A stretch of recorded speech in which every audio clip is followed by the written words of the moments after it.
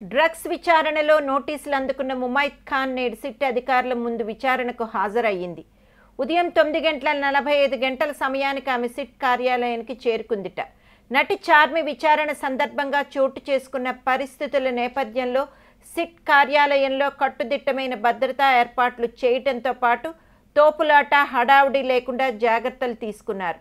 Black pant, T shirt, full హ్యాండ్స్తో కూడిన black జాకెట్ను ధరించిన ఆమె కళ్లకు గాగుల్స్ పెట్టుకుని పెదాలకు లిప్స్టిక్ వేసుకోవడంతో పాటు కాస్త మేకప్ తోటి సిట్ కార్యాలయానికి వచ్చిందిట.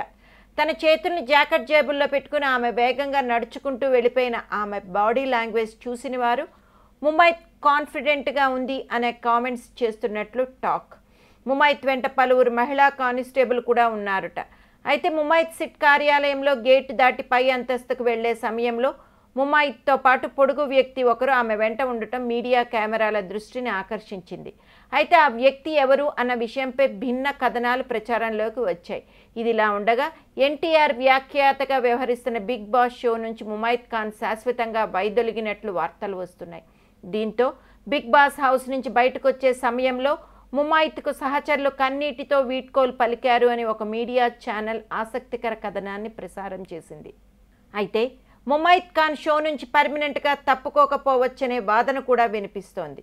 ముమైత్ ఖాన్తో పాటు సిట్ కార్యాలయానికి వచ్చిన ఆ పొడుగాటి వ్యక్తి బిగ్ బాస్ షో నిర్వాహకులకు సంబంధించిన వ్యక్తి అని, ఆమె ప్రతి కదలికను బిగ్ బాస్ షో నిర్వాహకులు గమనిస్తున్నట్లు ఆ ఛానల్ కథనాలు ప్రసారం చేస్తోంది.